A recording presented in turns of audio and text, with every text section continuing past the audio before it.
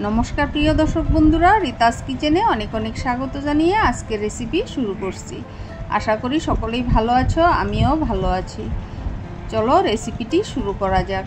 प्रथमे आमी एकटी बाटीते 6टी डिम फाटिए निয়েছি। आमी এই ডিমগুলো কড়াইতেও দিতে পারতাম, কিন্তু আমি গরম দিন বলে ডিমগুলো বাটিতে ভেঙে দেখে নিচ্ছিলাম ভালো না খারাপ। খারাপ হলে তো সমস্ত ডিমগুলোই ফেলে দিতে হবে, তার জন্য আমি একটি বাটিতে ফাটিয়ে নিলাম। এদিকে একটি কড়াই বসিয়ে দিয়েছি, দিয়ে দিচ্ছি 2 টেবিল স্পুন সরিষার তেল। তেলটা গরম হচ্ছে, ফোড়ন দিচ্ছি গোটা গরম মশলা, গোটা জিরে, 2টি শুকনো লঙ্কা। এগুলো থেকে সুন্দর গন্ধ বেরিয়ে আসছে। এবারে দিয়ে দিচ্ছি পেঁয়াজ কুচি। পেঁয়াজগুলো আমি একদম ঝিরিঝিরি করে কেটে নিয়েছি। এখানে 4-5টার মতো ছোটো সাইজের পেঁয়াজ কেটে দিয়েছি একটি টমেটো কুচি করে।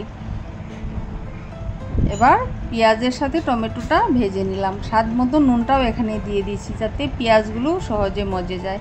এবারে দিয়ে দিচ্ছি পেঁয়াজ, রসুন, আদা বাটা, দিয়েছি কাঁচা লঙ্কা বাটা, দিয়ে দিচ্ছি জিরে, ধনে বাটা। এবারে দিয়ে দেব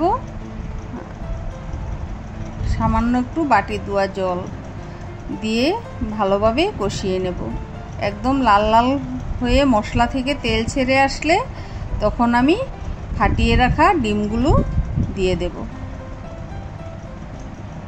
দেখতেই পাচ্ছ বন্ধুরা, একদম লাল লাল হয়ে মশলা থেকে তেল ছেড়ে আসছে। এখন আমি দিয়ে দিচ্ছি ফাটিয়ে রাখা 6টি ডিম। এবার ভালোভাবে নেড়ে চেড়ে একদম ঝুরির মতো বানিয়ে নিতে হবে।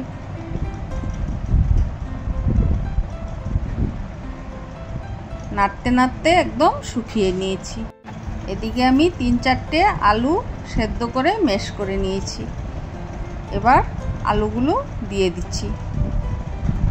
এবারে ডিমের ভুর্জির সাথে খুব ভালোভাবে মিশিয়ে নেব। দিয়ে দিচ্ছি সামান্য একটু মৌরি গুঁড়ো।